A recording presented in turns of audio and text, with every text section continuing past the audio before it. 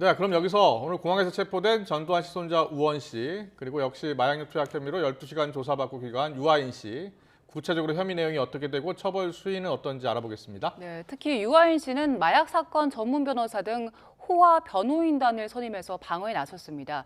향후 진행될 경찰 수사의 쟁점 무엇인지 김희준 변호사와 이야기 나눠보겠습니다. 어서 오세요. 어서 오십시오. 네, 안녕하세요. 네, 안녕하세요. 먼저 전우현 씨 이야기 해보겠습니다. 네. 마약 혐의로 공항에서 체포가 됐잖아요. 네. 그런데 미국에서 마약을 했어도 한국에서 처벌을 받는 겁니까?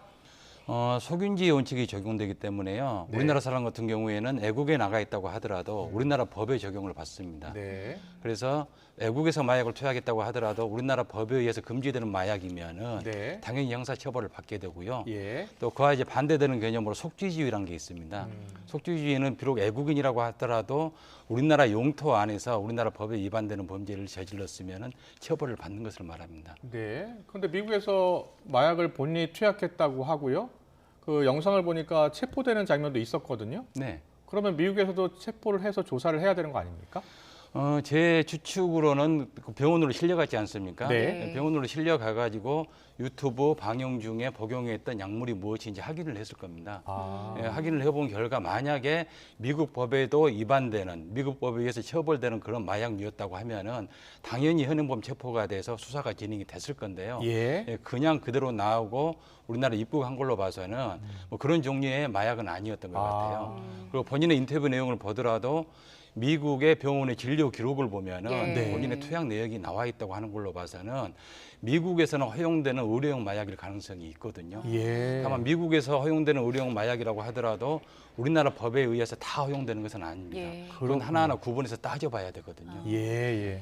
만약에 미국에서도 불법인 마약류를 투약한 걸로 드러나면 우리나라에서도 처벌을 받고 미국에서도 처벌을 받게 됩니까? 예, 양쪽 국가에서 다 처벌을 받습니다. 다만 이제 어느 한 국가에서 처벌을 받으면은 다른 나라 국가에서 형사 재판을 받게 되면은 네. 그 부분을 양형에 반영을 하는 거죠. 예. 그러면 미국에서 어떤 마약을 했는지 우리 이 당국에서 수사 당국에서 다시 검사를 하겠네요. 네, 오늘은 체포가 됐으니까 예. 뭐 모발 검사나 소변 검사를 진행을 해가지고 구체적으로 어떤 종류의 마약을 투약한 것인지에 대해서 확인 절차에 들어갈 것입니다. 네. 그렇군요. 다만 이 체포를 하게 되면 48시간 이내에 예. 구속영장 신청 여부를 결정을 해야 되는데 네. 그 48시간 이내에 그 결과가 안 나올 가능성도 있습니다. 아. 그럼 일단 석방을 해줘야 되거든요. 예. 그리고 만약에 검사 결과 불법 마약을 흡입한 것으로 확인이 되면 네네. 그러면 다시 체포하는 겁니까? 다시 체포할 수도 있고 그 상태에서 수사를 진행을 해서 사안이 중대하면은 사전 구속영장이라 해가지고 네. 체포되지 않은 상태에서 영장을 청구할 수도 있습니다. 네. 그렇군요. 일단 한국에 입국을 해서 소변 검사 그리고 모발 검사를 한다고 네. 말씀하셨는데 그 외에 여러 가지 증거들은 또 미국에 남아 있지 않습니까? 그 부분들은 어떻게 조사합니까? 일단은 본인은 지금 마약을 투약을 했다고 인정을 하고 있는 상황이기 때문에 예. 본인이 인정한다 해가지고 무조건 범죄로 처벌할 수 있는 것은 아니거든요. 네. 객관적인 증거가 뒷받침이 돼야 되는 것이기 때문에 모발 검사하고 소변 검사를 하는 거고 예. 거기서 만약에 이제 양성 반응이 나왔고 마약의 종류가 특정이 됐다면은 네. 본인이 순순히 진술을 할 것 같아요. 아. 그러면 미국에 있는 뭐 기록이라든가 객관적인 자료도 뭐 쉽게 얻을 수 있을 것 같고 예. 본인이 아직까지는 협조적인 상태이기 예. 때문에 뭐 그런 부분은 크게 염려를 안 해도 될 것 같습니다. 알겠습니다. 전우원 씨는 뭐 광주로 가서 광주 민주화운동 유가족 또 피해자들에게 사과를 한다고 했는데 미국에서 여러 가지 폭로를 했습니다. 비자금 관련 폭로도 했거든요. 어떻게 수사가 진행이 될 것 같습니까?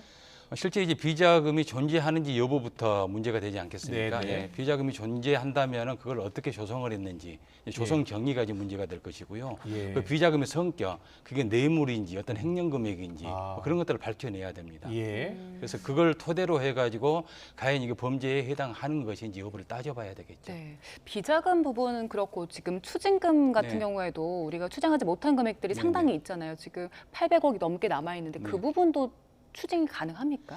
추징금 같은 경우에는 이제 전두환 전 대통령이 사망을 했기 때문에 네. 그 추징금 채무는 상속이 되지가 않거든요. 아. 그래서 추징금 재판을 받은 당사자가 사망을 했기 때문에 현행법에 의해서는 실질적으로 추가로 이걸 몰수를 추징을 한다는 것은 쉽지가 않습니다. 아. 어떤 특별법이 제정이 돼야 되는 상황입니다. 그렇군요. 알겠습니다. 네. 유아인 씨 이야기 해보겠습니다. 유한 씨 경우에는 지금 뭐 여러 가지 마약을 한 것으로 전해지고 있잖아요. 네네. 구체적으로 어떤 혐의를 받고 있습니까? 지금 뭐 언론 보도상으로는 4가지 종류의 마약을 투약한 것으로 네네. 그렇게 되고 있습니다. 예. 뭐 네. 대마하고 케타민하고 프로포폴, 코카인. 네. 예, 근데 그 코카인 같은 경우는 마약이고요. 그러니까 마약류 관리에 관한 법률에 보면은 마약류라고 규정을 하면서 마약, 향정신성 의약품, 대마 이렇게 구분을 하고 있습니다. 네. 그래서 이제 마약 같은 경우에는 코카인 같은 게 마약이고 케타민, 프로포폴 같은 경우는 향정신성 의약품이고요. 아. 대마는 그냥 대마입니다. 예. 다만 그 마약류의 종류에 따라서 법에서는 법정형을 달리 규정을 하고 있습니다. 어떻게 되죠? 예, 대마 같은 경우는 5년 이하의 징역으로 규정을 하고 있는데요. 예. 나머지 향정이나 마약 같은 경우에는 10년 이하의 징역형 또는 1억 원 이하의 벌금에 처하도록 되어 있습니다. 아. 그러면 뭐 정확한 조사 결과가 나와야 알겠지만 지금 알려진 바로 4가지 투약을 네네. 했던 게 만약에 인정이 되면 형량은 어떻게 됩니까? 형량은 이 실체적 경합범이기 때문에 그 규정상으로는 2분의 1까지 가중이 되거든요. 아. 10년을 기준으로 하면 15년까지는 선고가 가능한데 아, 예. 예, 실질적으로 이제 초범이기 때문에 네. 그런 부분들이 가만히 되고 실제 이제 범행의 횟수라든가 장소라든가 뭐 일치라든가 이런 걸 따져봐 가지고 네. 나중에 최종 형량 결정이 되고요. 네. 근데 가장 이제 문제가 될 수 있는 것은 단순 투약 사범이 아니라 예를 들어서 외국에서 우리나라로 마약을 가지고 들어왔다면은 그런 게 밝혀진다면 굉장히 무거워지거든요. 어떤 범죄가 추가되는 겁니까? 그건 이제 밀수범죄에 해당되기 때문에 예. 그건 5년 이상의 징역, 무기징역까지 가능합니다. 네. 그래서 이제 그 경찰에서 수사를 열심히 하고 있는데 과연 어떤 부분까지 밝혀낼 수 있을지는 두고 봐야 될 것 같습니다. 그러면 이게 혼자 투약한 게 아니라 뭐 다른 사람과 함께 투약을 했다거나 건넸다거나 이런 것들도 더 추가적으로 형량 구형이 가능한 겁니까? 예, 그런 부분은 좀 무거워질 수가 있죠. 혼자 단순히 공급을 받아가지고 혼자서 예. 투약을 했다면은 좀 단순하게 볼 수가 있는데 여러 사람하고 같이 투약을 하고 여러 사람하고 투약을 할 때 본인이 어떤 마약을 공급을 해줬다면은 이건 단순 투약 사범이 아니라 공급책이 되거든요. 그렇군요. 그럼 굉장히 형량이 무거워질 수 있습니다. 네. 그런데 이제 그런 혐의들이 다 입증이 돼야 될 겁니다. 그렇습니다. 그리고 그런 범죄 사실이 있는지도 확인이 돼야 될 것 같고요. 언제, 어디서, 어떻게, 얼마나가 다 중요한 거 아닙니까? 다 중요하죠. 어떤 종류의 마약을 했는지까지요. 네. 예. 그런데 보면은요, 지금 입증하기가 쉽지 않을 수도 있다라는 주장도 있더라고요. 어떤 이유 때문입니까?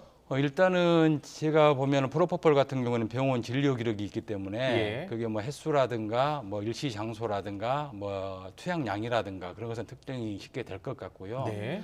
다만 이제 그런 기록들이 없는 뭐 케타민이라든가 코카인이라든가 예. 뭐 그런 것 같은 경우에는 구체적으로 조사를 통해 가지고 일시 장소를 특정을 해야 되거든요. 아. 지금 우리나라 법은 어떻게 되어 있냐면은 예, 범죄 사실을 어느 정도 특정을 해줘야 돼요. 예. 구체적으로 특정을 하지 않으면은 객관적으로 모발 검사를 통해서 양성 반응이 나왔다고 하더라도 하더라도 예, 그게 특정이 안 되면 공소 사실이 특정이 안 됐다고 해가지고 공소 기각 판결을 합니다.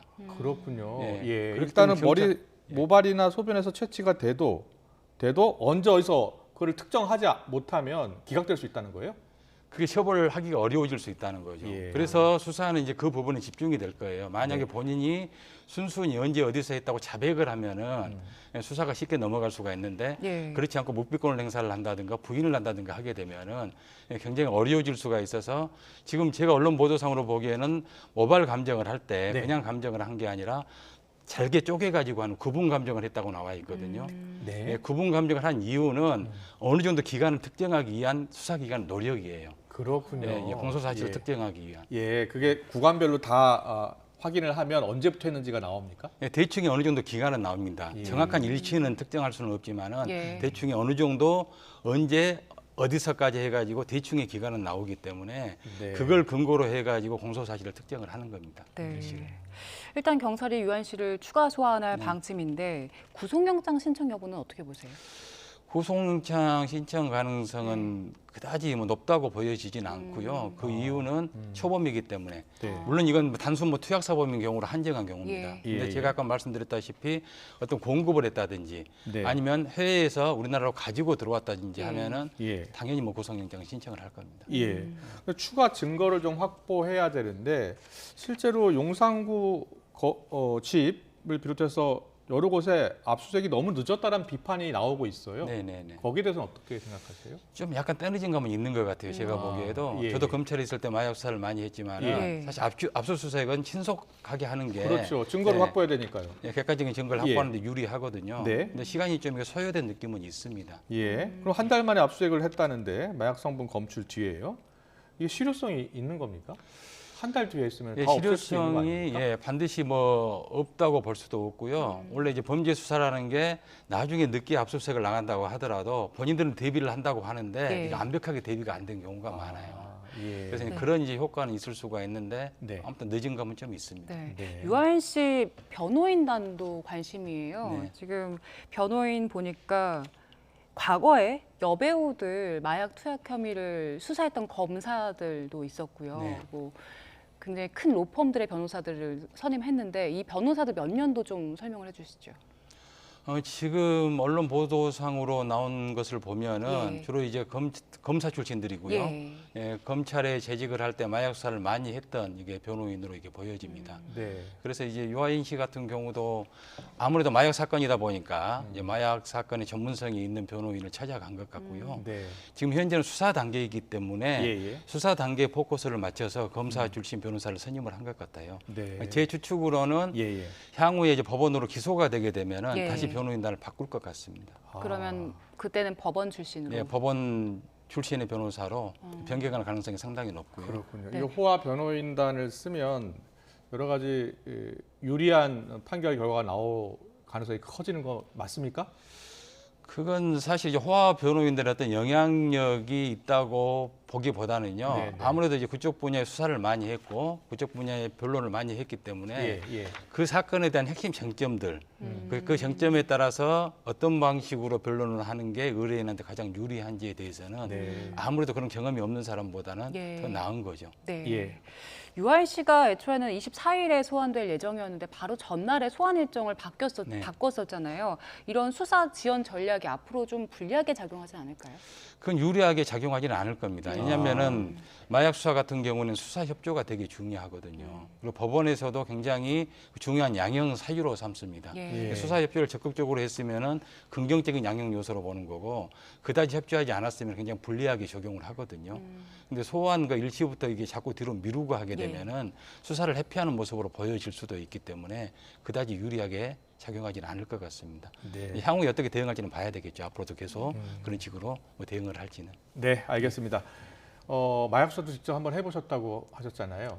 마약 수사 많이 해봤죠. 그렇습니까? 예. 그러면요, 이 마약 범죄가 재범률이 높다고 하잖아요. 네. 재범률이 어느 정도 되고요? 그리고 이게 치료가 가능한 겁니까? 어떻습니까? 이제 많은 다양한 범죄들이 있잖아요. 예. 근데 재범률이 가장 높은 범죄가 마약 범죄입니다. 아. 지금 통계상으로는 뭐 36, 7% 그렇게 나오는데 네. 마약 범죄의 재범률이 예. 그런다고 해서 나머지 60%가 재범을 하지 않았다는 그런 의미는 아니고요. 예. 다만 적발되지 않았을 가능성이 높고요. 네. 예, 마약이라는 것은 한 번만 투약을 해도 굉장히 중독되기가 쉽습니다. 그게 뇌 속에 있는 그 보상 체계, 도파민을 분비하는 보상 체계 자체가 무너지기 때문인데 예, 그걸 처음부터 잘못 시작해가지고 손을 대게 되면은 결국 뇌 질환으로까지 발전을 하거든요. 네. 그래서 마약이 일단 손을 댔다고 하면은 적극적인 치료 제한이 낫지 않으면은 계속 반복적으로 범죄를 저지를 가능성이 높습니다. 네, 알겠습니다. 마약은 절대 일단 처음에 손을 대지 않는 게 가장 중요한 것 같아요. 그러니까 마약입니다. 예, 손을 대지 알겠습니다. 말아야 되기 때문에 마약인 거예요. 예, 그렇군요. 알겠습니다. 여기까지 듣겠습니다. 지금까지 김희준 변호사와 함께 알아봤습니다. 잘 들었습니다. 네.